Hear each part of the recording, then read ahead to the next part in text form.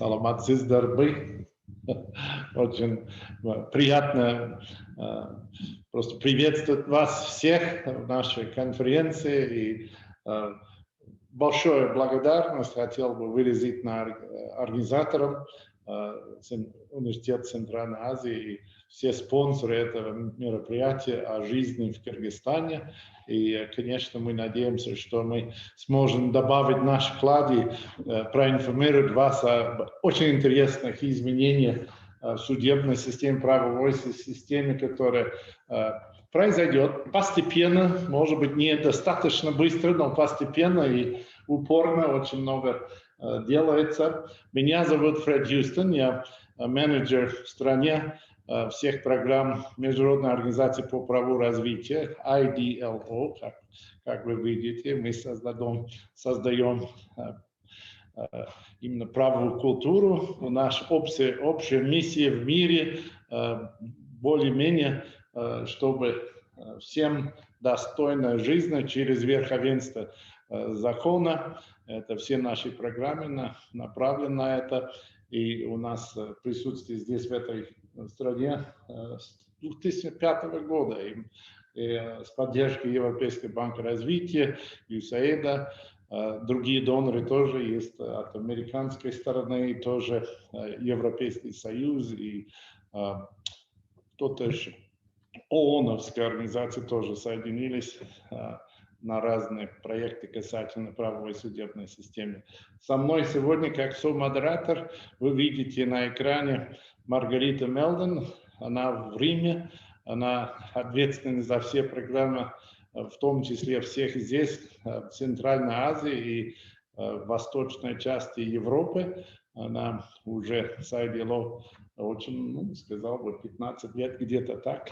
И я тоже в курсе всех событий, всей нашей работы здесь, в этой стране. Международная организация по праву развития, на самом деле у нас это межгосударственная организация, у нас приблизительно 40 членов стран, и мы обычно работаем с разными государствами для того, чтобы сосредоточить на инфраструктуре, на учреждения, которые необходимы для развития судебных и правовых систем, и разные другие, может быть, Маргарита тоже добавит немножко о нашей работе в мире, если хотите, Маргарита.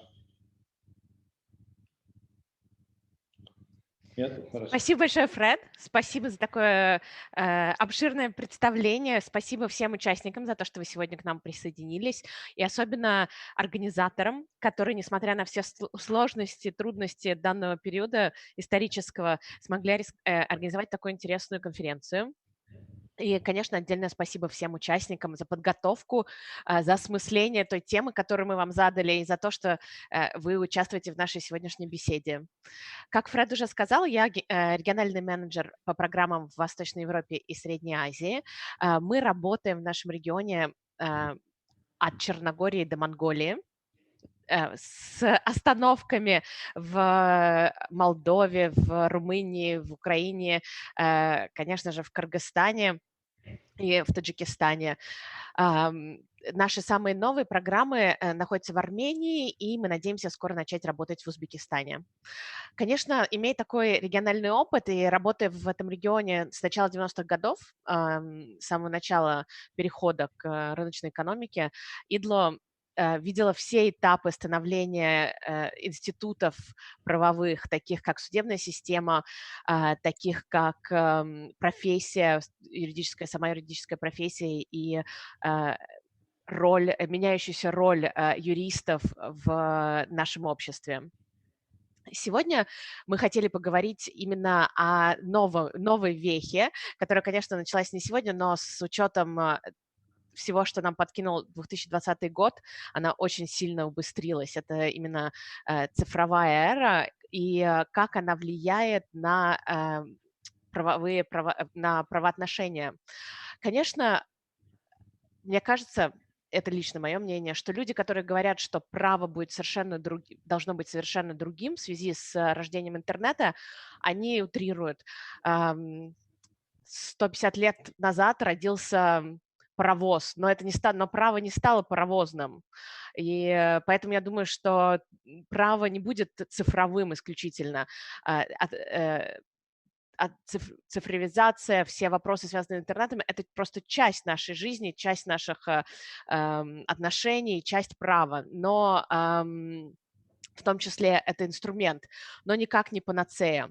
Поэтому в ходе сегодняшнего разговора, помимо всех позитивных аспектов цифровой экономики, цифровых инструментов, которые сейчас разрабатываются в контексте судебной реформы, в контексте правовой реформы, помимо того, насколько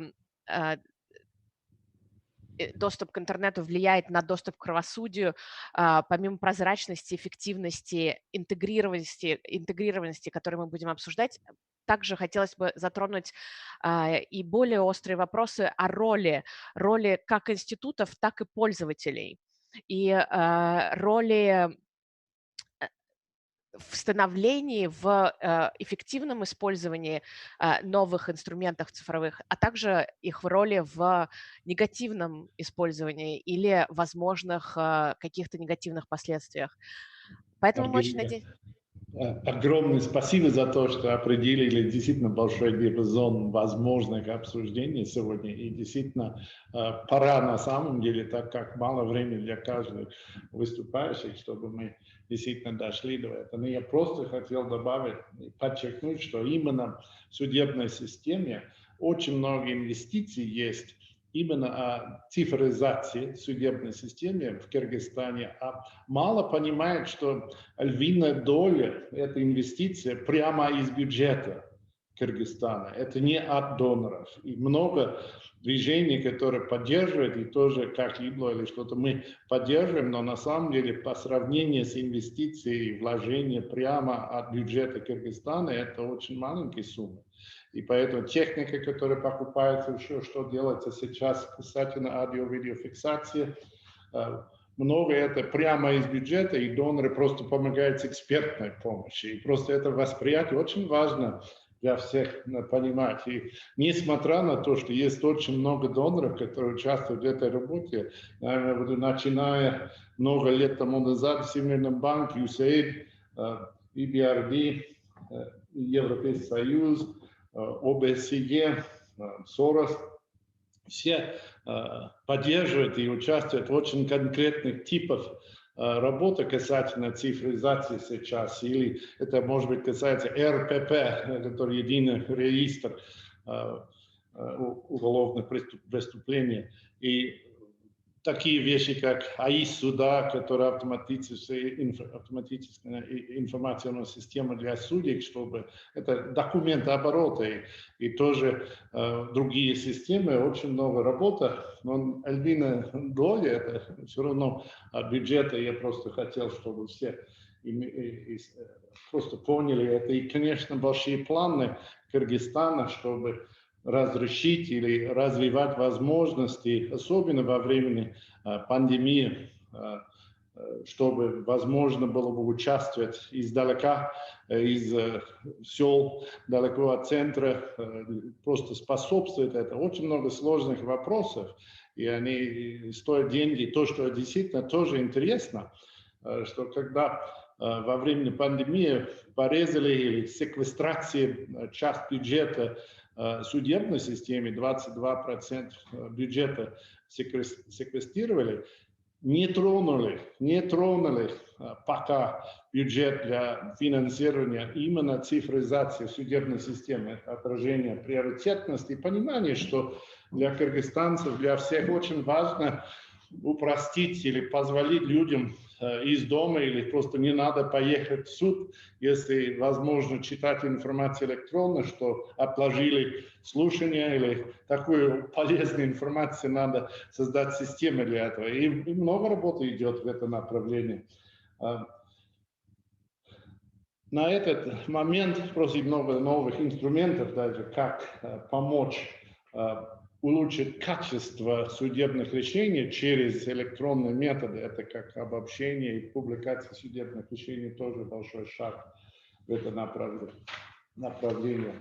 А что касается первый предмет, я просто хотел действительно представить Эдуарду Ли, потому что первый предмет это АВФ, аудио-видеофиксация, влияние этого на жизнь кыргызстанцев. И, к сожалению, один из наших спикеров, Карабек Душеев, председатель Конституционной палаты, просто извинился в последний момент, очень много там, вы можете представить, кипит конституционных прав, и дело сейчас предмет на национальном уровне, и очень извинился, что не смог бы участвовать. Поэтому сегодня у нас Эдуард Ли, он доцент, он адвокат, он очень опытный вообще тоже в этой сфере, он в совете адвокатов и тоже декан, доцент Международный Кувейтский университет, как я понимаю, отдел касательно прав и правовой реформы там тоже. Но он случайно тоже в его истории изучал именно вопрос аудио-видеофиксации, и как человек, который появится регулярно в судах, он знает счет, он знает реалии, как и есть сегодня в Кыргызстане, и поэтому, пожалуйста, ваша очередь, у вас 20 минут, просто как хотите. Эдуард, пожалуйста, спасибо вам.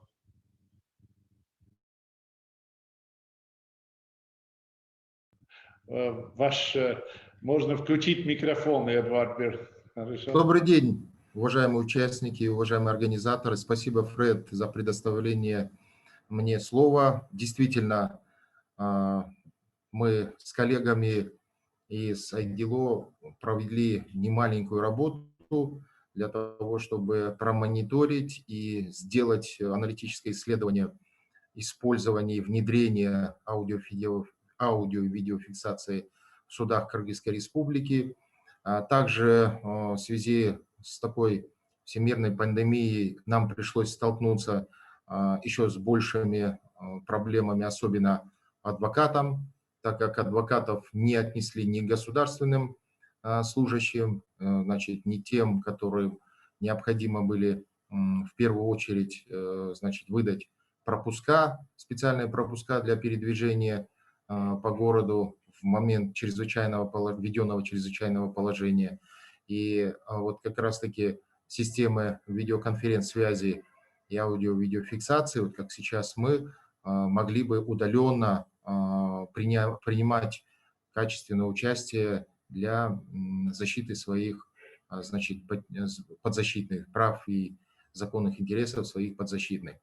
Поэтому непосредственно говоря уже о системе аудио-видеофиксации, которая установлена во многих судах Кыргызской Республики, в том числе и в отдаленных регионах, мы могли бы, значит, построить с вами вот этот сегодняшний вебинар или конференцию таким образом. У вас возникнут наверняка вопросы, для чего нужна аудио-видеофиксация, каким образом она работает в судах, что дает это для участников процесса, действительно ли дисциплинирует, значит, суд в сторону обвинения, а также сотрудников, то есть секретаря может, значит, контролировать, да, правильность его действий, полноту того процессуального важного документа, как протокол судебного заседания. И эти вопросы мы можем с вами разобрать.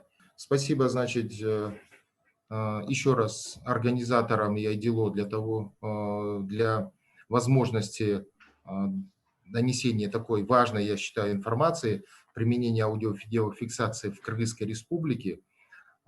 Мы так озвучили, это потенциал и проблемы для расширения доступа к правосудию и смягчения последствий пандемии COVID-19 в судах.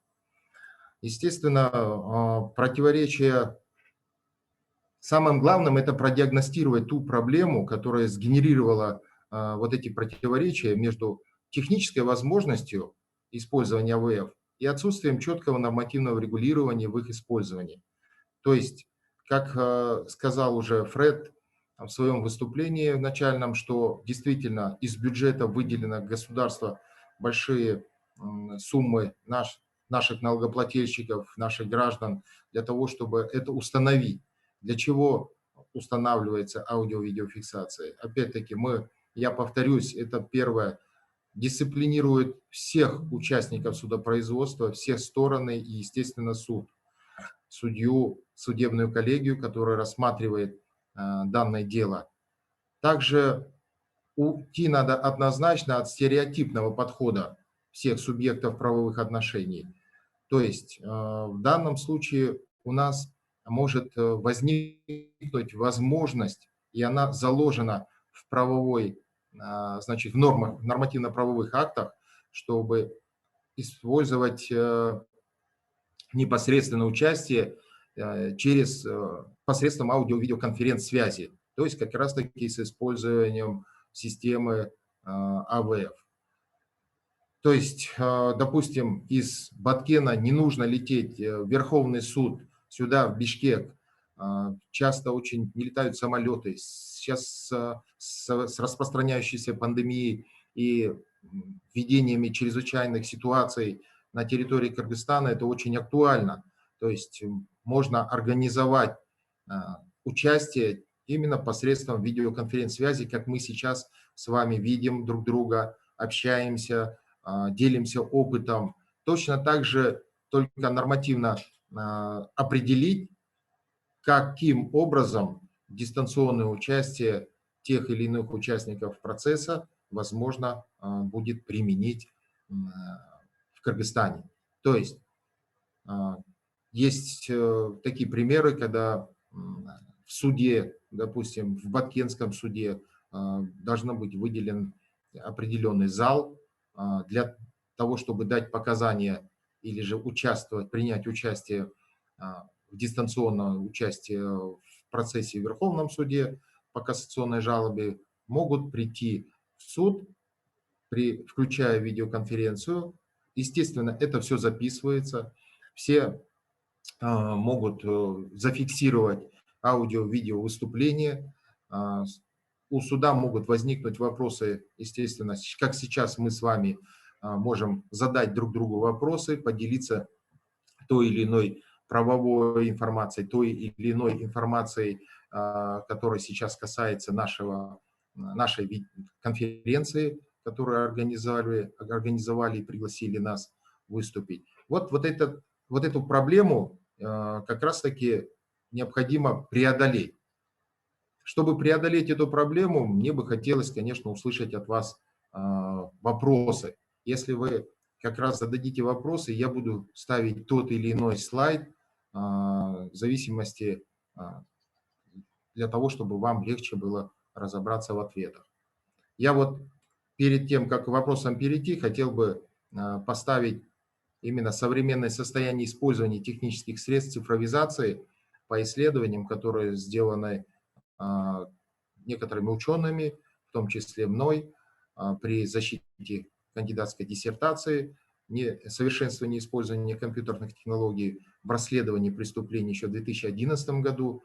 Я в своей, значит, работе, исследовании пытался затронуть вот этот вопрос аудио-видеофиксации показаний, аудио-видеофиксации следственных действий. А в данном случае пошли чуть дальше и аудио-видеофиксация судебных заседаний. Вот если вы обратите внимание, набор текста в документах и запись на диктофон 85%, вот этот голубеньким обозначается, то есть 85% дорогостоящей техники у нас используется только как печатная машинка, как запись видео, аудио, каких-то файлов. Но насколько они могут процессуально и правильно использоваться в качестве доказательственной деятельности, очень много жалоб на судью, что там судья грубит и так далее. В комиссию, вернее, в дисциплинарную комиссию при Совете судей отправляются такие иногда необоснованные, а также в комиссию по этике адвокатов, адвокатуры Кыргызстана необоснованные жалобы от тех или иных сторон. Вот как раз-таки аудио-видеофиксация позволит именно явно увидеть те нарушения судьи, коллегии судьи, председательствующего, того же секретаря или того же защитника, обвинителя, то есть любых сторон в процессе.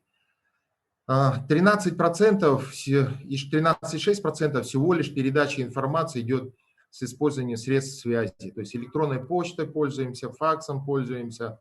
В последнее время стали пользоваться мессенджерами. Очень неплохой опыт, значит, есть за рубежом. Извиняюсь. За рубежом, где в судах ввели специальное, значит, приложение по использованию. Все, наверняка, которые сегодня участвуют на нашей конференции, пользуются приложениями WhatsApp, мессенджерами и так далее. Вот взять, допустим, Мегаком на сегодняшний день очень такую маленькую абонентскую плату, что-то в районе то ли 10, то ли 15 сомов в месяц может предоставить доступ в WhatsApp без ограничений. Пожалуйста, то есть организовать в судах для того, чтобы была возможность передачи данных, ну хотя бы вот ходатайство об отложении процесса в связи с болезнью. Человек болен, не может явиться на процесс, и, естественно, он не может приехать в суд и подать это заявление либо ходатайство об отложении. Использование вот этих информационных технологий, в том числе, я так думаю, и АВФ, может... Эдуард, я просто хотел, пока другие думают о вопросах по вашим просьбе всем, вы тронули этот вопрос, как участвовать, люди хотят участвовать от отдаленных точек, но, как я понимаю, есть вопрос защиты системы, и не так просто, как сейчас мы по Zoom разговариваем, но, извиняюсь, это незащищенно, и эта информация, может быть, которую кто-то смог бы вторжать в этой ситуации, и прав человека это касается. Очень много моментов здесь, поэтому я понимаю, что медленно идет планирование, как АВФ полностью внедрить, чисто потому что есть очень много факторов сложных, которые, о чем другие не думают. Как вы думаете об этом, о защите, вопроса такого типа? Да, большое спасибо за вопрос. Очень важный момент — защита компьютерной информации, то есть защита вот этой видео, аудиоинформации. Если брать открытые процессы, открытые гражданские процессы, административные, да, не брать уголовные процессы и процессы о проступках, и не брать особенно по, значит, защите прав несовершеннолетних, где есть особенности, да, особенности. Эти особенности, естественно, еще и связанные с государственной тайной, по защите государственных секретов. Это однозначно, такие процессы должны быть проведены определенное шифрование, определенная защита информации, то не просто там от вирусных и хакерских атак, но, естественно, и соответствующая кодировка плюс хранение. Хранение сейчас информации, как показало последние, значит, действия у нас в Кыргызстане, к сожалению, когда пришлось восстанавливать, да, большой там блок наработанных законопроектов на сервере, уничтоженном в Джибургу-Кенеше, здесь тоже необходимо задуматься, каким, может быть, с применением технологии блокчейн, с значит, реестром в каких-то разных, да, серверах. Но это уже технические вопросы, мне не хотелось вас загружать такими понятиями или терминами. То есть сейчас важно вопрос защиты информации. К сожалению, в 2006 или 2007 году было декриминализированы 2 статьи. Неправомерный доступ к компьютерной информации. Вот за неправомерный доступ к компьютерной информации была уголовная ответственность. Ее убрали. Убрали, якобы она нерабочая. Нерабочая она была по 2 причинам. Первое, она латентна, очень сложно в расследовании, и плюс не было специалистов. Сейчас IT-специалистов достаточно, хватает у нас в Кыргызстане. Многие заказывают у наших специалистов специальные программы, приложения и так далее. Вот, привлекая таких специалистов в судебный департамент Верховного суда Кыргызской Республики, возможно, естественно, организовать защиту такой информации. И эта информация, то есть, с одной стороны, мы говорим о гражданских процессах, которые открыты. Правильно? На открытых процессах любой может, допустим, заинтересованный, зная график, зайти и поучаствовать в виде, как у нас, значит, разрешение у судья спрашивают, в виде слушателей. Можно еще тогда другой вопрос, как вы тронули этот вопрос. Как я понимаю законодательство сейчас, АВФ требуется обязательно только в уголовных делах, и все остальное, какие процедуры, как это организовать, это действительно для будущего. Правильно ли я понял ситуацию? Поэтому все эти вопросы, как это было бы полезно других типов дел, это понятно, а пока даже не дошли до этого, потому что для уголовных дел, как я понимаю, чисто по статистикам, сегодня оборудовали 150 именно залов в судебной системе, еще остается где-то 40 оборудовать. И это просто физическое оборудование, и как присоединить и микрофоны, и все остальное. Очень много работы надо делать, и как защищать. Вот это, по-моему, где-то через год будем ближе к тому, что мы хотим для уголовных дел тоже. И поэтому какие замечания у вас об этом, о реалии эффективного использования оборудования, которое, может быть, существует сегодня, но которое в некоторых судах включается, а в других не включается, может быть, для нормальных причин, что просто микрофонов не работает или какие-то другие технические проблемы, и тоже не организовали обслуживание, обучение, все эти вопросы, которые стоят перед судебной системе, создать быстро как-то. Спасибо за возврат в русло, так сказать, эффективности использования. Действительно, на сегодняшний день я сталкиваюсь с такой проблемой. Если мы не заявляем об использовании аудио-видеофиксации в судах, они стараются не использовать. Вот такой сейчас подход. Хотя, с другой стороны, для, допустим, того же председательствующего, который, значит, следит за порядком в судебном заседании, ему проще, кто ведет в соответствии с нормативным правовым регулированием, то есть в соответствии с УПК, Кодекса о проступке и так далее, процесс, ему, наоборот, проще вести так, с аудио-видеофиксацией. Это, во-первых, не ведется полный протокол, то есть не стенографируются практически все высказывания и так далее, а все это фиксируется на видео и аудиозапись.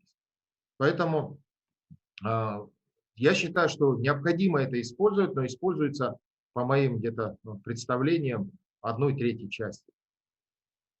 Где-то в процентах 30 могут без напоминания включать аудио-видеофиксацию. А в большинстве случаев не хотят. Плюс, когда мы же как стороны имеем право получения этого видеопротокола, то есть нормативно это закреплено через уголовно-процессуальное законодательство. Вот мы сделали выборку, в каких статьях возможно, да, использование дистанционного допроса и так далее, то есть использование видеоконференц-связи, ну и использование аудио-видеофиксации. Плюс, требуя такой протокол, адвокаты столкнулись с большой проблемой. Проблема в чем? То, что секретарь и помощник судьи начинают, значит, ссылаться на то, что судебный департамент не предоставляет. Судебный департамент говорит: извините, вы обращаетесь в рамках разработанной утвержденной инструкции и утвержденных норм уголовно-процессуального законодательства и требуйте. То есть вот такие проблемы сейчас существуют, естественно. Существует еще проблема в том, что при защите, то есть для того, чтобы предотвратить попадание там, вирусов в компьютерной технику в судах, они исключили USB-порты, то есть флешки. Вместо того, чтобы поставить просто блокиратор либо защиту, либо программное приложение, которое будет блокировать любой доступ с флешки, да, а только запись на флешку. Потому что это очень неудобно ждать, пока весь этот, значит, все эти протокола будут представлены на DVD-дисках. Это уже вчерашний день. На сегодняшний день уже можно даже размещать там в облаке, да, с определенным возможностью доступа. Это было бы лучше и удобнее через там личный кабинет, прокурор или адвокат, участвующий в деле. Вот как мне посчастливилось быть в Греции и посмотреть программу, которую Евросоюз помог поставить. Там, значит, адвокат может через личный кабинет отправлять ходатайство, узнавать отложение процесса, даже какие-то короткие предварительные слушания проводить, плюс оплачивать там соцфонд, оплачивать налоги, смотреть за своими, так сказать, движениями, бухгалтерии и так далее. То есть документооборот электронный там очень хорошо поставлен. И нам, Кыргызстану, конечно, вот в этих условиях, особенно сейчас при пандемии, мне кажется, не кажется, вернее, а я уверен в том, что это необходимо нам, и время диктует. Да, Эдуард, я думаю, что очень приятно, что вы подчеркивали именно большие вызовы, которые существуют, что надо создать. И на самом деле начинает, действительно, к сожалению, нам надо и большое терпение, и финансовые ресурсы для того, чтобы это сделать быстрее, которые во время пандемии есть другие проблемы, которые возникли. Может быть, просто последний общий вопрос. Я не вижу другие вопросы от других. Может быть, кто-то, кроме меня, хотел бы задать вопрос, или есть у меня более общий вопрос в конце концов. Как вы видите для кыргызстанцев именно реальное влияние на качество их жизни, этих изменений, а как вы предвидите это, сколько времени нам надо для того, чтобы наладить такую систему, как действительно нам надо для улучшения правосудия в Кыргызстане. Как вы сами предвидите ситуации, как вы видите главные изменения, которые АВФ делает, как это влияет? Я просто сказал бы, что там именно в Конституционной палате, конечно, они внедрили несколько лет тому назад. И действительно, то, что делается в Конституционной палате, если кто-то хочет понимать, что происходит там, открыть их сайт,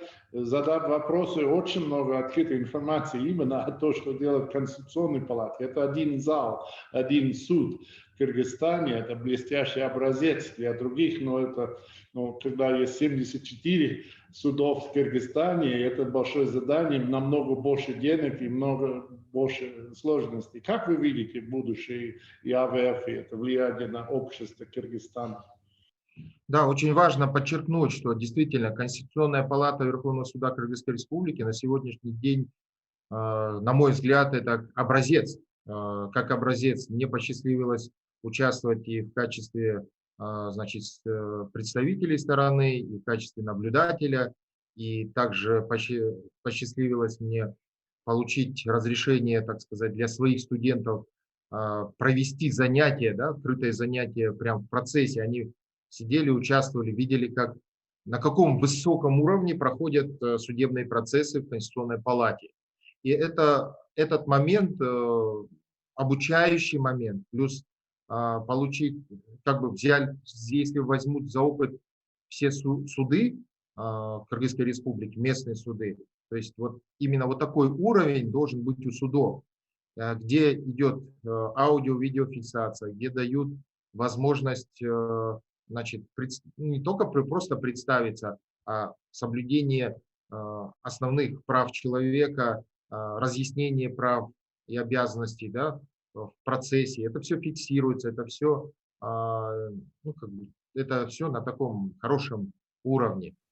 Плюс, что касается ваших предыдущего вопроса, как я вижу и прогнозирую очень сложно на сегодняшний день спрогнозировать, если честно, но я не оставляю надежды на то, что на сегодняшний день должно быть введение и внедрение цифровизации. Но есть сложности. Вот об этой сложности я бы хотел, допустим, привести пример. В ГКНБ записывали аудиоразговор, не аудиоразговор, а записывали встречу между подзащитным и адвокатом. То есть конфиденциальность информации, полученной, допустим, защитником со своим клиентом, которая в соответствии с уголовно-процессуальным законодательством, в соответствии с Конституцией, в соответствии с международными нормами и договорами, которые приняты Кыргызской Республикой, должны быть защищены, они начинают использоваться против, значит, этого подзащитного, обвиняемого, подсудимого.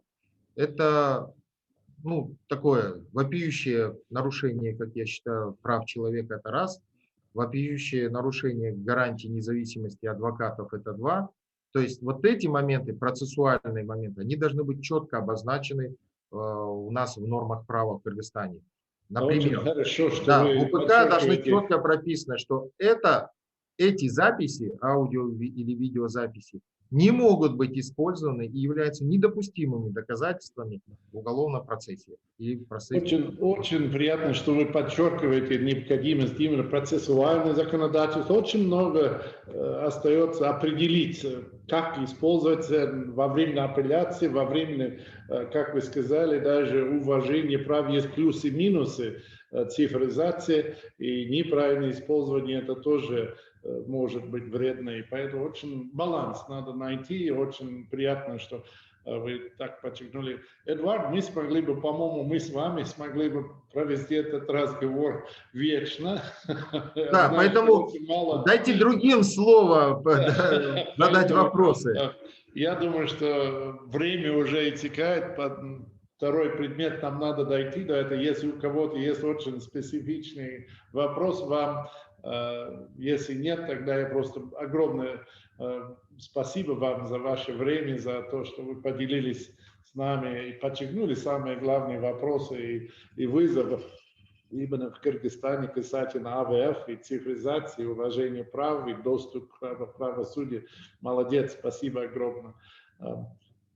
Может быть, будут вопросы у других участников? Потому что если есть, мы передадим и просто тогда сможем ответить спокойно тоже позже. Как мы говорили, этот вопрос только что начинается обсудиться здесь, в Кыргызстане, и будет больше времени в других мероприятиях, по-моему, продолжать. Я не вижу вопросы именно в отделе о вопросах или пошли бы туда. Да, с удовольствием отвечаем и передадим Эдуарду для его ответа тоже. Я думаю, хорошо, пока я поставлю несколько слайдов, чтобы вы видели, как видится видеокамеры, смотрят на участников процесса. Вот этот слайдик представлен в Октябрьском районном суде во время пресс-тура по АВФ 19 сентября 2019 года. То есть вот запуск системы, да, показывает. Вот данные только что получил от своего клиента согласование о том, что несколько кадров нашего участия в Первомайском районном суде показать. Вот я вам показываю. Здесь, значит, участники процесса. Вот судья видно, да? Видно, да? Да. Здесь вот сторона обвинения, секретарь. Следующий слайд. Вот здесь прошу учесть на будущее технические моменты. Это, я думаю, тоже должен следить председательствующий, либо секретарь должен видеть. Видите, судью не видно. Из-за того, что отсвечивает от окон. Так как там установлены жалюзи, могли бы просто жалюзи закрыть, и было бы качество намного лучше. Вот здесь выступление, значит, свидетеля. Здесь вот защитники, вот ваш покорный слуга в маске сидит. Но вот это я бы хотел использовать вот этот, значит, фото для того, чтобы показать, насколько у нас на сегодняшний день опасность, да, какая высокая. Вот смотрите, какая кучность, да? Маленький зал, и в маленьком зале приходится очень близко сидеть друг к другу. То есть вот это вот распространение коронавирусной инфекции на лицо, да? Поэтому использовать эту систему для дистанционного допроса, это большой будет рывок вперед, я так думаю.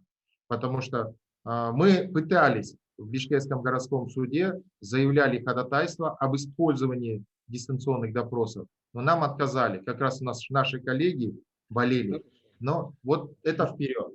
Да, Эдуард, большое спасибо за это замечание, и что вы подчеркнули действительно, где есть необходимость внедрить как можно скорее АВФ везде в стране. Очень большое спасибо. Я думаю, что пора для нас чуть-чуть менять курс обсуждения и позволить нашей второй группе спикеров дать замечание чуть-чуть о другом предмете. На самом деле, один из шагов, который постепенно внедряется в Кыргызстане, это публикация судебных решений. Это становится более и более автоматическое. Есть надежда, что через 6 месяцев или чуть-чуть больше, что будет полностью автоматизирован, когда судья вбивал бы решение, что автоматически появился бы на сайт Верховного суда акт SOT-KG, где все смогли бы видеть. Но сегодня у нас два спикера касательно этого вопроса и как это меняется в практике в Кыргызстане и влияет качество жизни в Кыргызстане.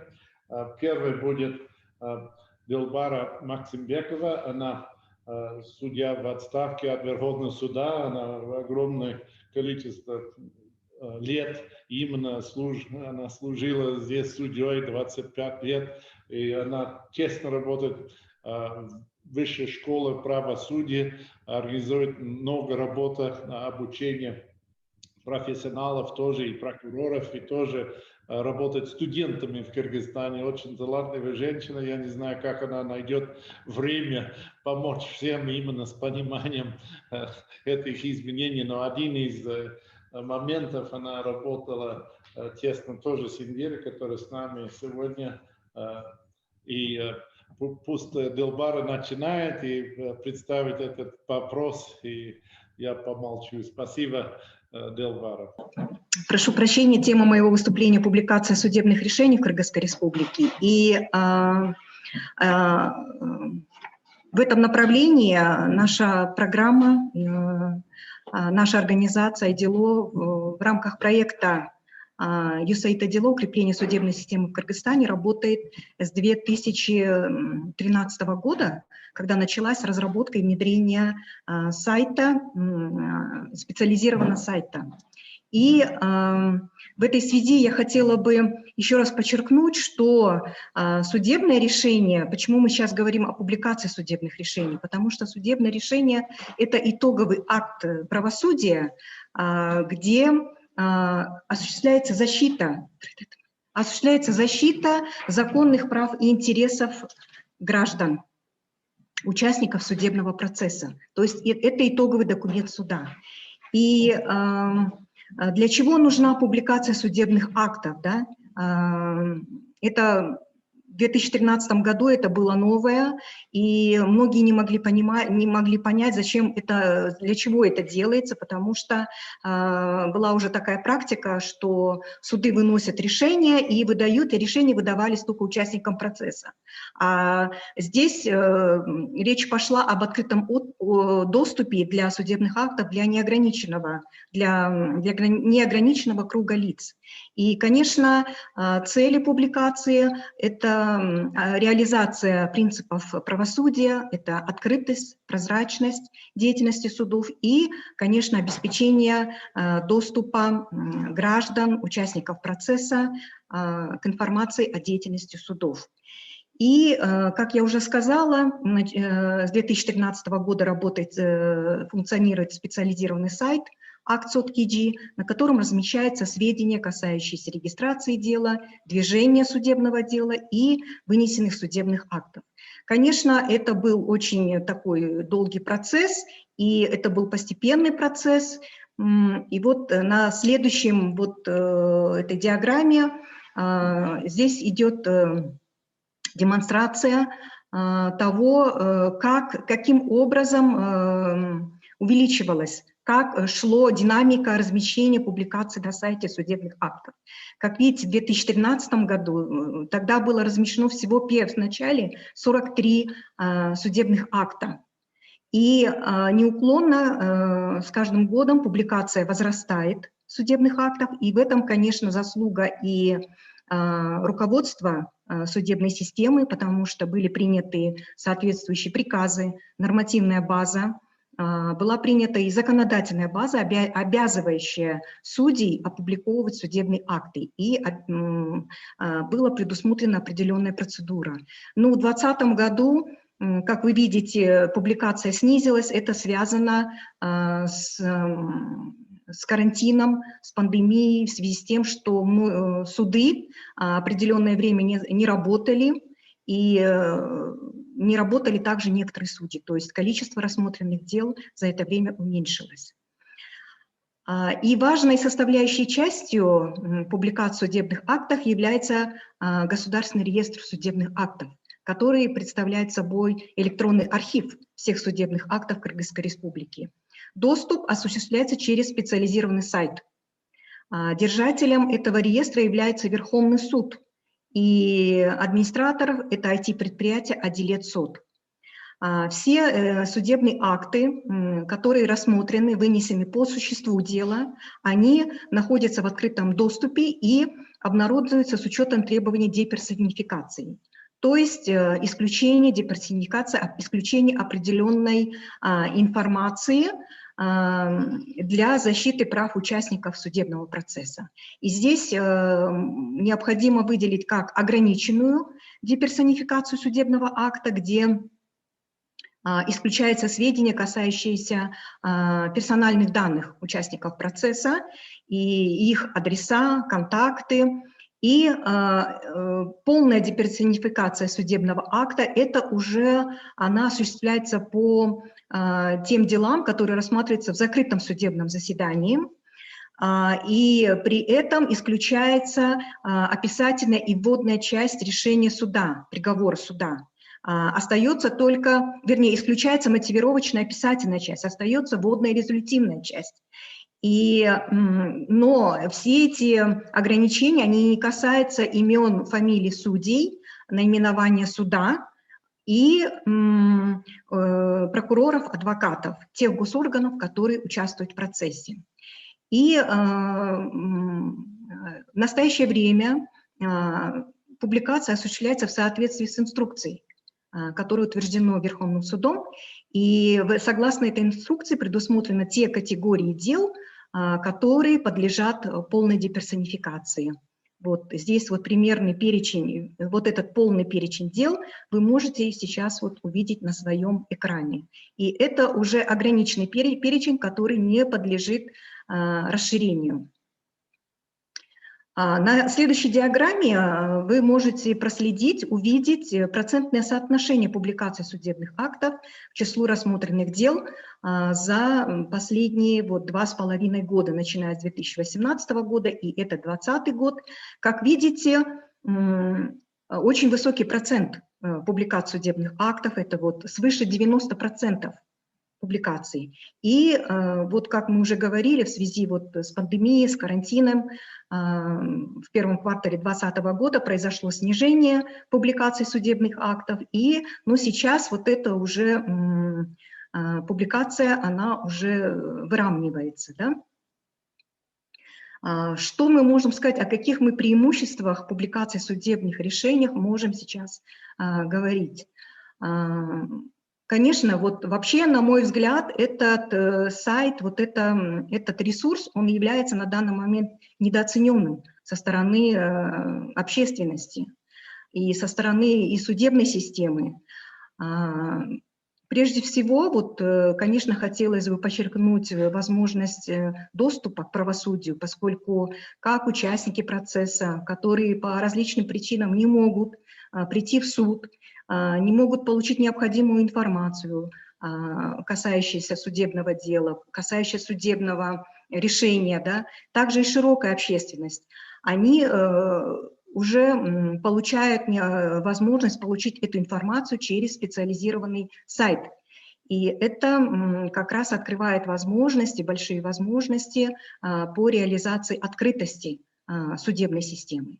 И здесь также необходимо подчеркнуть возможность реализации независимости судебной системы, поскольку, как правило, мы знаем о том, что, как правило, в суде нет, одна из сторон проигрывает, да, как правило, по спорам. И, как правило, проигравшая сторона говорит о том, что было незаконное решение, что от заинтересованности. И через открытый доступ к судебному решению общественность, участники процесса получают возможность посмотреть обоснованность, насколько обосновано было, чем мотивировал судья, какими законами руководствовался, какие были доказательства и почему было вынесено то или иное. То есть это открытое разъяснение судебного акта. И в этой связи, конечно, очень поднимается требования к качеству отправления правосудия, поскольку все судебные акты, они находятся в открытом доступе, вернее, основная часть судебных актов находится в открытом доступе, соответственно, это является стимулом дисциплинирующим для того, чтобы судьи при вынесении решения неукоснительно соблюдали нормы процессуального и материального права. И это дает возможности участникам процесса, нашим адвокатам, практикующим юристам посмотреть, насколько судьи соблюдают нормы закона при вынесении решения и насколько у нас обеспечивается единообразие судебной практики. То есть когда аналогичные споры, аналогичные какие-то кейсы и насколько одинаково судьи подходят при рассмотрении этих дел, что не бывает ли так, что когда одинаковые кейсы и были уже такие нарекания в адрес судебной системы о том, что по одинаковым кейсам, по одинаковым ситуациям судьи выносят разные решения. И вот это как раз, этот ресурс позволяет отслеживать вот эти моменты. Здесь также необходимо вот отметить возможность и того, чтобы судьи могли поделиться опытом с друг другом, потому что менее опытные судьи могут посмотреть, как работают более опытные судьи, как правильно составлять судебное решение, как его оформлять надо. И здесь также я хотела бы отметить возможности для вышестоящей инстанции, потому что, как известно, не все судебные решения, все судебные приговоры обжалуются в вышестоящий суд. Здесь, и поэтому вышестоящие суды могут отслеживать правильность судебной практики и, соответственно, реагировать. То есть это один из механизмов. И следующий компонент, который я хотела бы отметить, это механизм обратной связи между судами и судами и гражданским обществом. Поскольку гражданское общество, она получила доступ к этому ресурсу, она получает доступ к огромному пласту информации этих судебных решений. И, соответственно, у них есть возможность обращаться, анализировать, да, делать мониторинг, соответственно, обращаться с предложениями, замечаниями в адрес судебной системы. А судебная система, в свою очередь, может реагировать. И в этой связи вот я как начала говорить о том, что это еще как бы недооцененный ресурс, потому что вот в этом направлении еще работа, вот, на мой взгляд, проводится недостаточно. И очень много, когда вот наши эксперты начали работать, было очень много интересной информации, о которой, в общем-то, на которую как бы она проходила мимо как широкой общественности, так и вышестоящих судебных инстанций. И вот одно из направлений как бы вот механизма обратной связи, вот хотелось бы отметить анализ и обобщение судебных актов. То есть это исследование, анализ правоприменительной практики судов.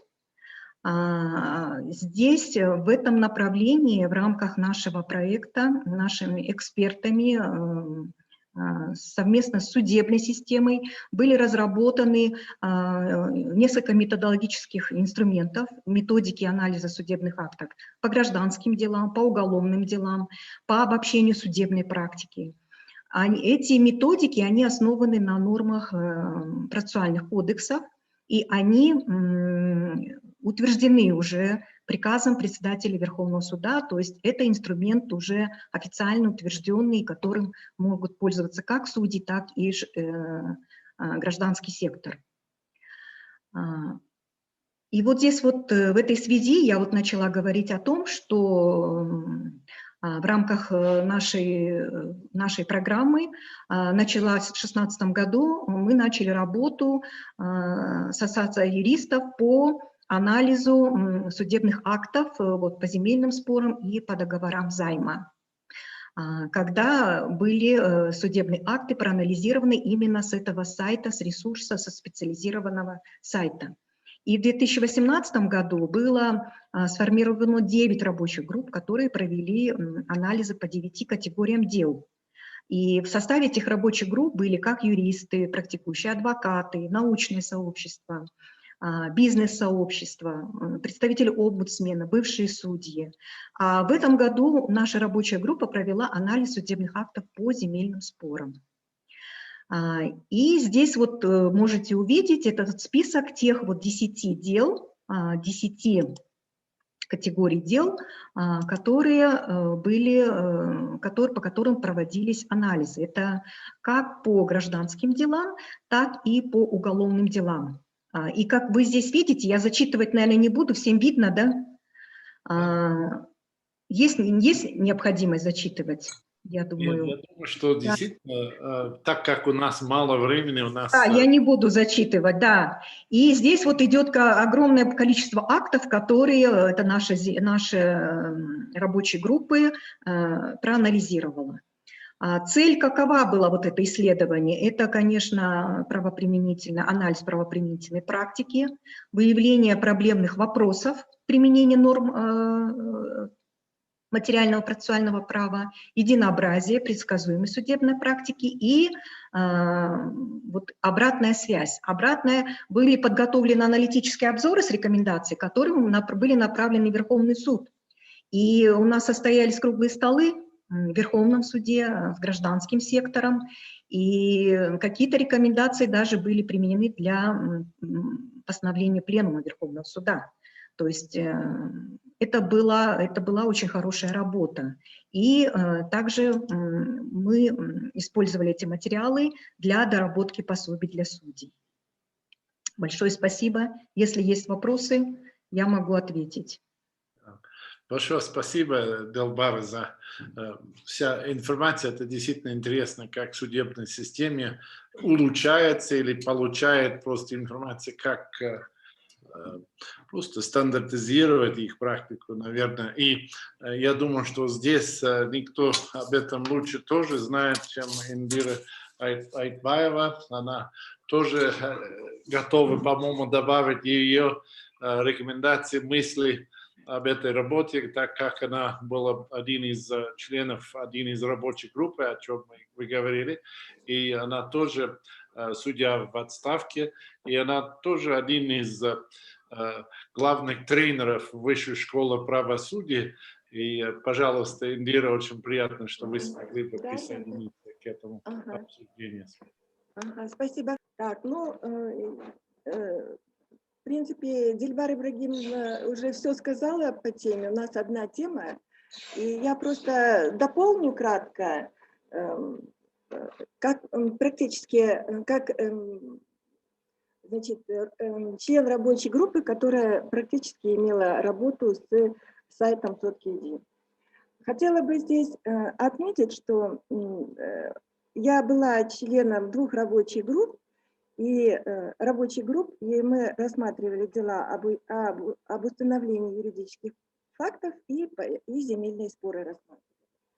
И в частности, когда мы рассматривали вот эти споры, мы вначале для того, чтобы сделать анализ, истребовали 100 судебных актов. Мы должны были их взять из портала Сотки.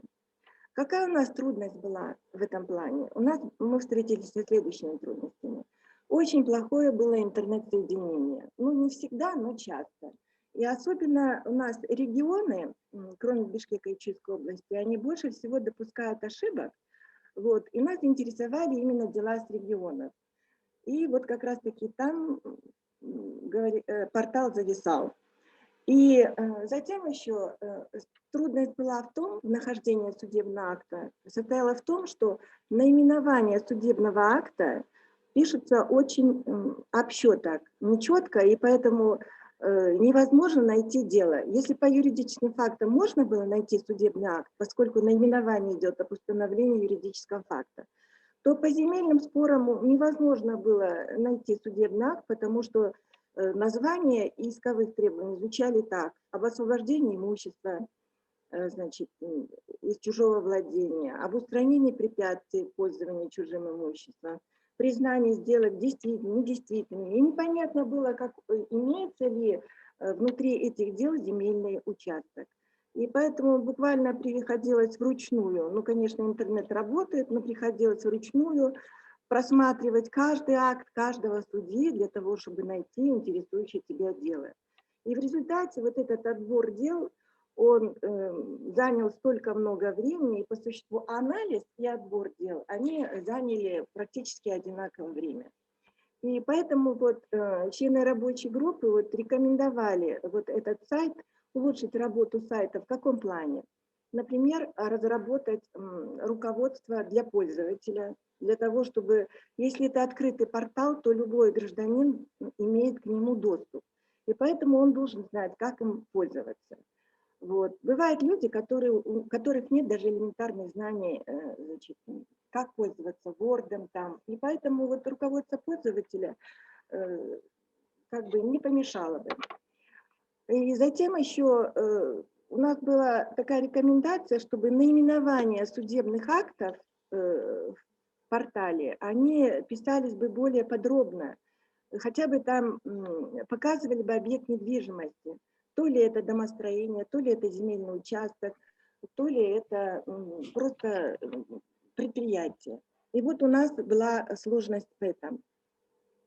А затем, когда мы составляли анализ, табличная форма, Дильбар Ибрагимовна не остановилась, табличная форма, то есть таблица, она составлена по примеру судебного содержания, судебного решения. Она делится на 4 части, и там, в общем-то, каждая часть вводная, описательная, мотивировочная и резолютивная части. Табличная форма, таблица делится на эти 4 части, и когда ты их заполняешь, ты видишь, значит, где судья допускает ошибки. Это очень хорошая форма, но она занимает очень много времени. Вот если у тебя 100 решений, ты должен 100 таблиц составить, и потом на основании этих 100 таблиц ты должен составить еще и сводную таблицу.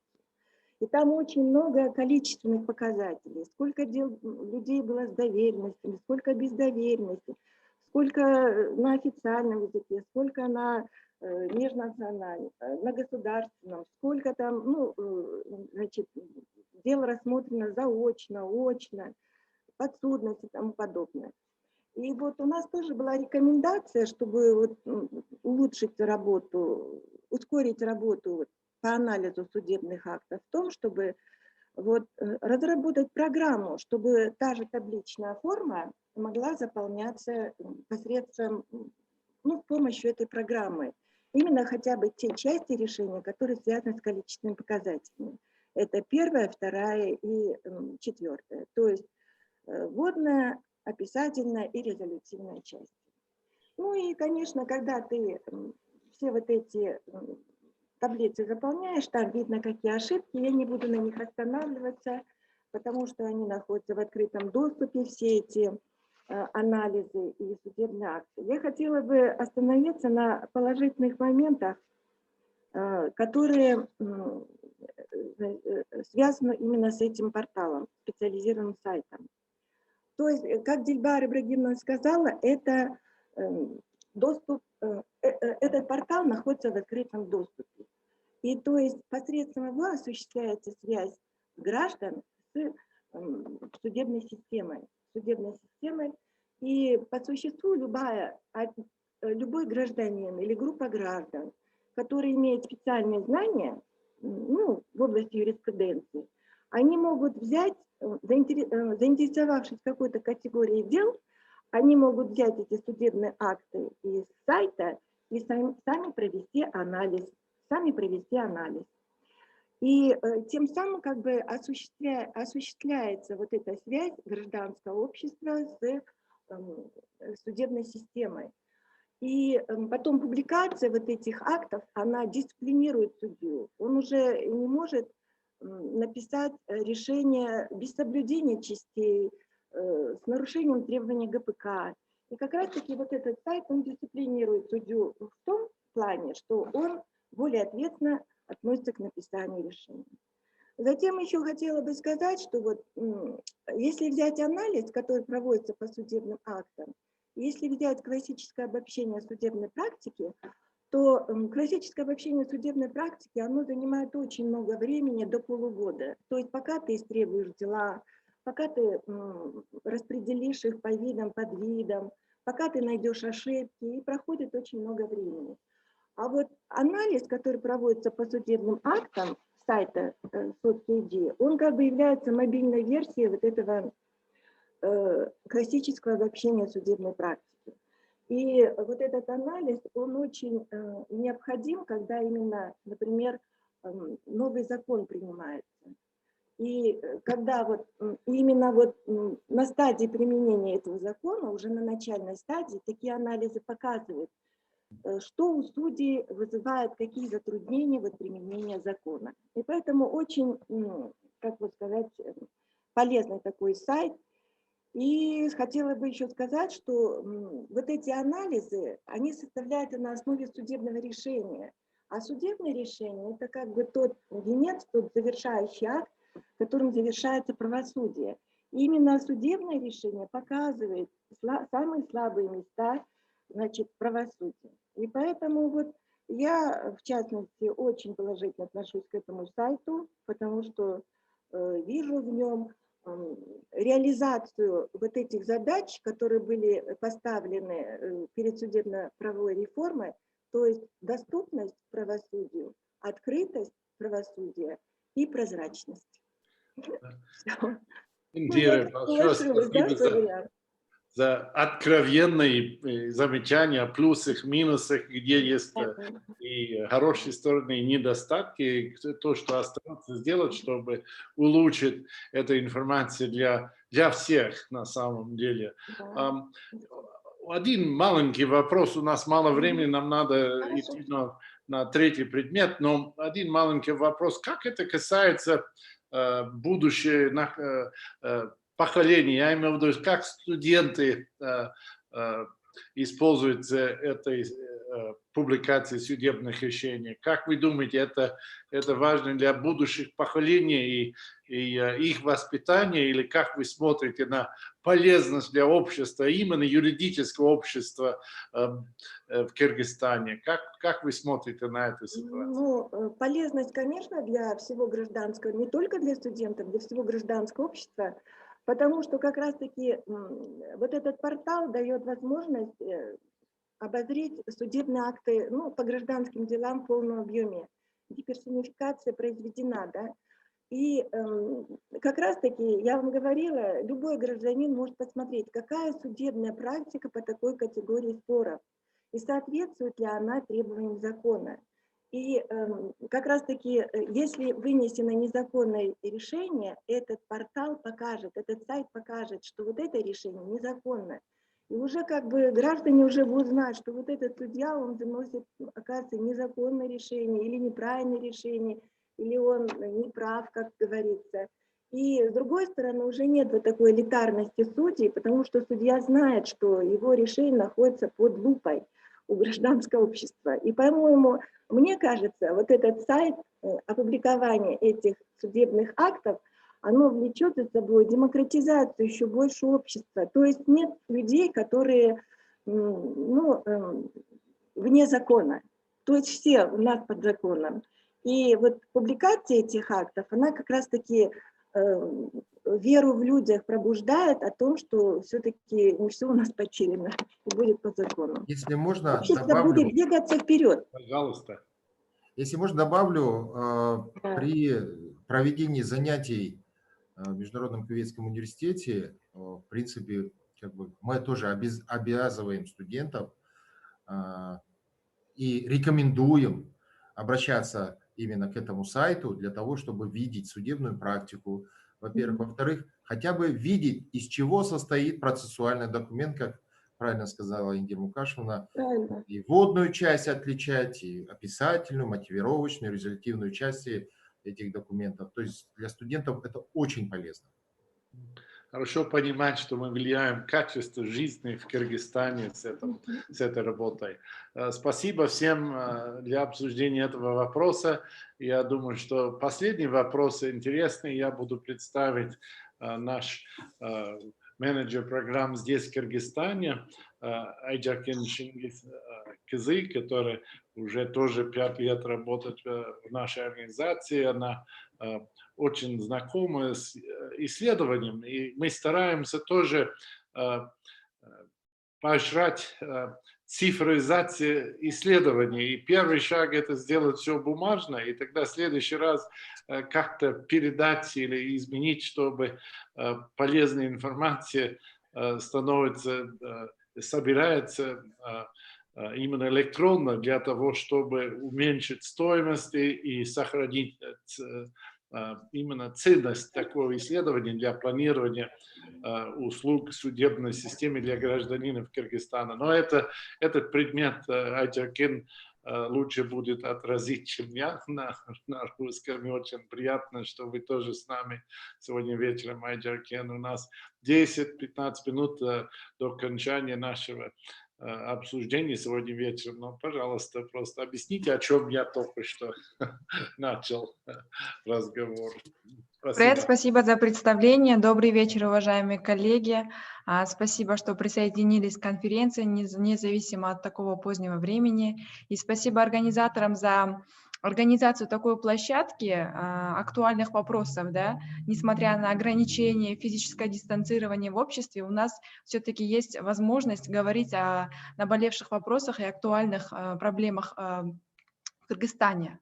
В продолжении нашей темы сессии, которая называется «Расширение доступа к правосудию посредством цифровой трансформации в Кыргызстане», хотелось бы отметить, что именно получение обратной связи судебными органами для улучшения их эффективности может стать большой частью цифровой трансформации.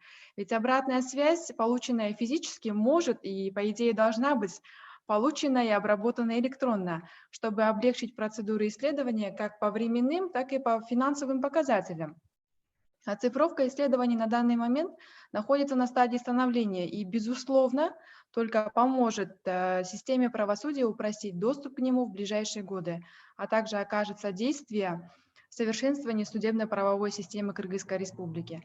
Разрешите мне открыть сейчас краткую презентацию. Для улучшения эффективности судебной системы в 2018 году при поддержке программы USAID и отдела доверия суду судебная власть Кыргызстана приняла решение запустить исследование эффективности деятельности судебных органов, которое включает в себя и оценку удовлетворенности конечных пользователей деятельностью судебной системы.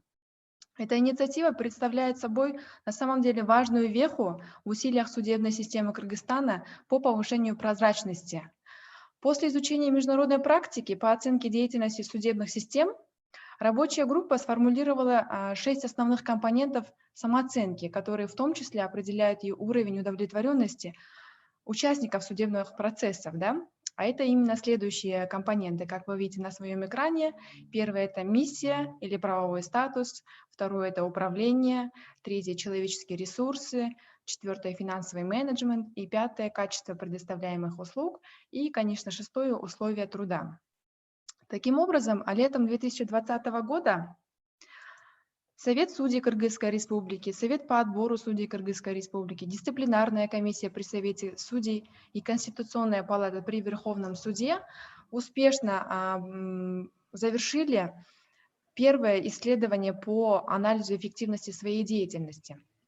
Специалисты из этих 4 судебных органов провели компетентный анализ, включая анализ нормативно-правовых актов, регулирующих их деятельность, и также они анализировали гендерную представленность в каждом судебном органе в соответствии с той же методологией, которая была разработана в 2018 году при поддержке программы «Доверие суду».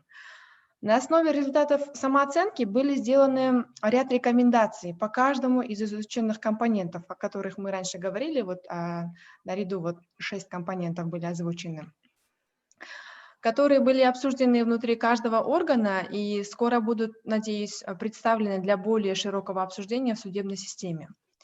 Представители этих 4 судебных органов отметили именно необходимость проведения таких исследований на ежегодной основе и предложили выделить соответствующие финансовые ресурсы в своих бюджетах.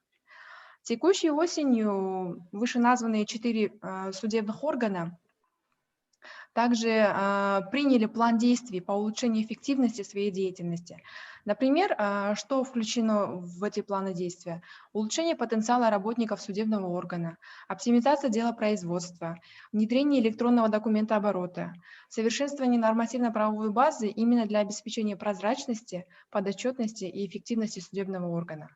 А вторые исследования для сбора конечных данных, или, говоря по-английски, endline, для сравнения с исходными данными будут проведены в следующих годах именно в соответствии с их планом действий. Если мы сейчас потихоньку перейдем на следующий вопрос, что в рамках объемной самооценки, о которой мы сейчас говорили, судебная система выделила для себя один из важнейших компонентов, это был 5-й компонент, качество предоставляемых услуг, и подчеркнула, что важно действительно получать обратную связь непосредственно от конечных пользователей, поскольку именно они могут предоставить подробную информацию, сформировав свое мнение на основе жизненного опыта взаимодействия с судебной системой, в отличие от того имиджа, который создается в средствах массовой информации и в других источниках. Да? Таким образом, опрос пользователей судов считается эффективным методом оценки услуг, и было решено провести социологический опрос участников судебных разбирательств в 25 судах Кыргызстана, именно для выявления их уровня удовлетворенности. С мая по июнь 2019 года было опрошено около 4500 участников судебных процессов в 25 судах Кыргызстана, который включал в себя Верховный суд и по 3 суда в каждом регионе. Это областной, 2-я инстанция, из первых инстанций это районные и экономические суды. Можно отметить, что 75% опрошенных это были непрофессионалы, извиняюсь, здесь наверняка ошибка в диаграмме возникла, и 25% они были профессионалами. Целью, конечно, этого вопроса было оценить удовлетворенность пользователей судов по 5 различным компонентам, которые немножко отличаются от того, что я ранее говорила, по методологии самооценки, которая является общей. Да?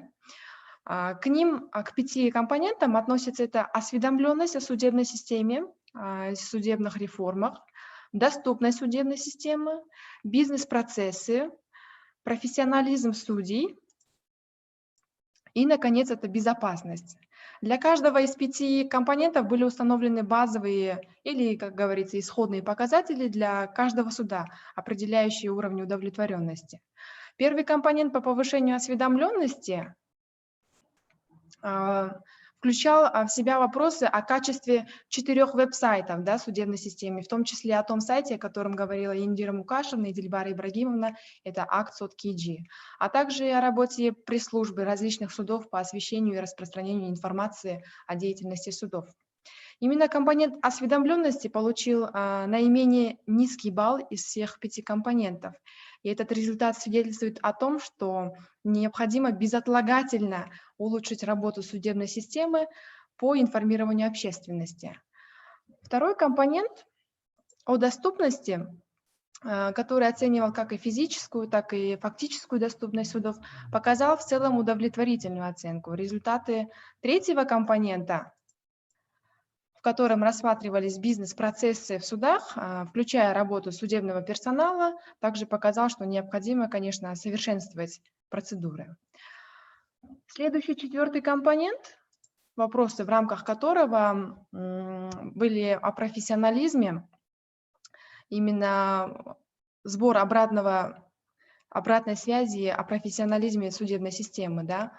Также оценивали готовность судей с тем, чтобы оценивать их уровень беспристрастности и уважения к сторонам в ходе судебного разбирательства. Компонент также стремился оценить, соблюдается ли единообразие принятия решений в аналогичных случаях, как ранее говорила уже Дильбара Ибрагимовна. Допустим, если есть два одинаковых кейса, одинаковая фабула, но решение становится абсолютно разным, да? Общая оценка по компоненту профессионализма, да, доказывает о постоянном необходимости усилий, направленных на повышение профессионализма судебной системы Кыргызстана.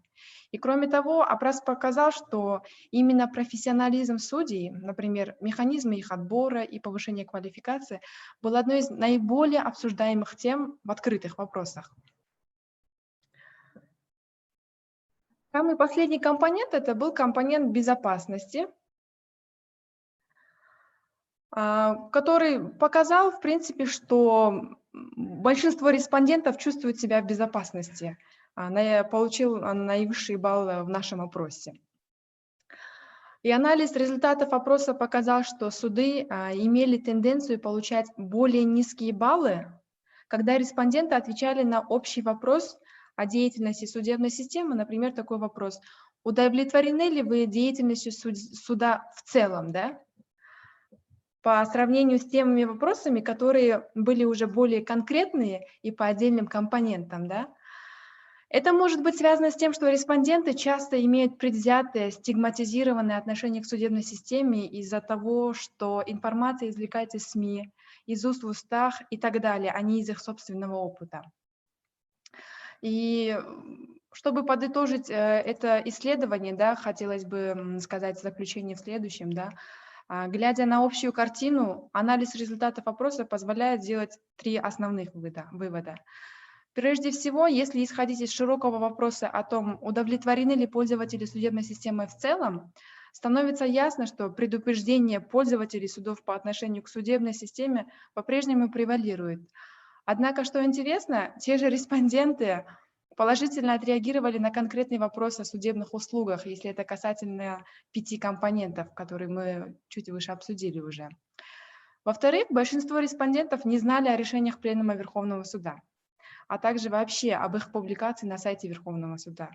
Таким образом, эксперты, проанализировав, пришли к выводу, что основная проблема, способствующая низкому уровню удовлетворенности, может быть связана с недостатком информации. И, наконец, это 3-й вывод был сделан о необходимости улучшения поведения и имиджа сотрудников судов, которые находятся в постоянном контакте с общественностью и, соответственно, служат лицом судебной власти.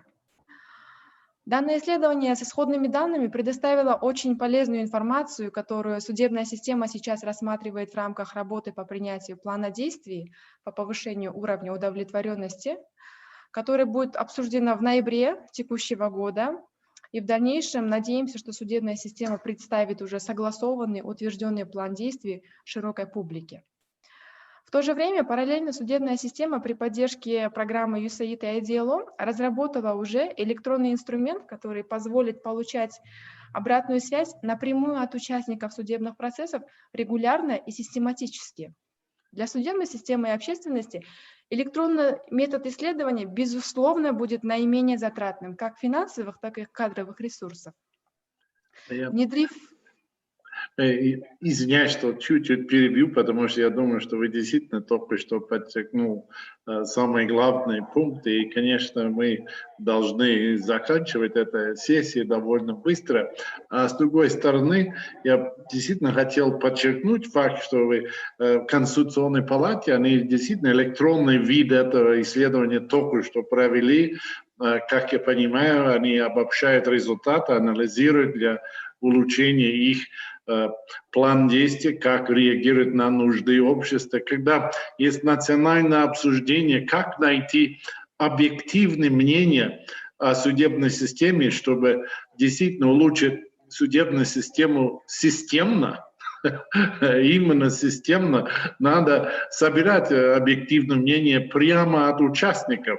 И вот это вид исследования на самом деле уже на грани, по-моему, национального обсуждения, чисто потому что этот метод действительно соединить, и чтобы много людей поняли бы, что надо делать для того, чтобы улучшить качество услуг судебной системы для общества. Когда люди говорят о гражданском влиянии или влиянии общественности на судебной системе именно через такие исследования, такие, опять, анкетирования, возможно обосновать, что еще надо делать, как это делать, чтобы не надо вмешать в любом конкретном деле, но действительно как системно улучшить все услуги судебной системы. Это очень важный инструмент общественное влияние правильного типа, более конструктивно типа. Это я очень надеюсь, что много внимания обращается именно в Кыргызстане на такой вид исследования в будущем и внутри судебной системы, и вне судебной системы. И этот разговор идет сейчас с лидерами судебной системы. И спасибо, действительно, Карабек Душеев не смог участвовать, но это тоже один из моментов, которые хотели бы, чтобы он тронул бы именно касательно использования судебной системы такого вида исследований, которые уже возможно электронно сделать, потому что знают электронно, кто был в суде, информация есть касательно таких вопросов. Поэтому есть еще какие-то окончательные обобщения или какие-то другие замечания от любых из спикеров, желание еще что-то добавить на выступление. И Айджаркен, может быть, вы хотели бы тоже что-то еще сказать, последнее слово ваше, и тогда, может быть, Маргарита, если она смогла бы немножко заключить эту сессию, потому что время есть, и мы тоже все понимают, что может быть достаточно сегодня вечером. Спасибо. Да, Фред, спасибо. Хотелось бы, конечно, отметить, что данное исследование это является прорывом судебной системы, потому что впервые в истории Кыргызстана судебная система оценивает себя самостоятельно и плюс получает обратную связь от пользователей судебной системы. Да? Внедрив уже данный инструментарий бумажного опроса, судебная система продемонстрировала, что она готова устранять недостатки и принимать меры в улучшении. Да? А как только инструментарий станет электронным, да, то это будет по всем параметрам эффективным методом для получения объективной и обратной связи регулярно для того, чтобы судебная система могла улучшать свою деятельность, и каждый гражданин может дать обратную связь по улучшению судебной системы, что, конечно же, в итоге скажется на качестве жизни в Кыргызстане. Спасибо огромное, Айджаркен. Может быть, другие замечания от участников? Маргарита, вы хотели бы что-то сказать, потому что я думаю, что сейчас это уже много сказано, есть много о чем думать, и действительно это просто начало, это цифризация судебной системы, очень много остается делать, а с другой стороны очень много уже начато. И есть перспектива для Кыргызстана здесь, и это без сомнения будет влиять жизнь каждого гражданина Кыргызстана, особенно как качество улучшается через использование этих систем. Как вы думаете? Спасибо большое, Фред. Я, наверное, просто очень надеюсь, что та статистика, которую господин Ли предоставил в самом начале по поводу использования цифровых инструментов, что она стремительно пойдет наверх, что будет приближаться к 100% с 1.4. И я думаю, что как бы общая картина, безусловно, складывается, что все достаточно быстро ускоряется и ведет, может быть, конечно, не к 100% использованию, но, безусловно, к тому, что это станет повседневной нормой. Можно я добавлю, там 1,4%, маленький процент – это использование именно дистанционного участия. Не вообще цифровизации в целом, а дистанционного участия. Поэтому очень маленький процент. И вот по Айджаркен можно не замечание, а предложение. В качестве предложения хотелось, чтобы обратили внимание на возможность разработки приложений. Сейчас очень много мессенджеров, WhatsApp, Instagram, Facebook. И вот небольшое приложение, как вот этот опросник, да, тот же, можно запускать через приложение. Это, я не так думаю, что дорого обойдется, но у всех мобильная связь, у всех телефоны, и можно это обеспечить, я думаю. Да, спасибо, Эдуард Анатольевич. Это вызов современности, на который мы должны реагировать в условиях пандемии. Спасибо большое. Ну, всем большое спасибо за участие сегодня вечером и успехов всем. И особенно надо сберегать здоровье в эти дни. И будем на связи со всеми. Спасибо огромное. Отвечаем на любые другие вопросы в порядке конференции. Спасибо. Всем здоровья, всем хорошего дня, вечера. Пока.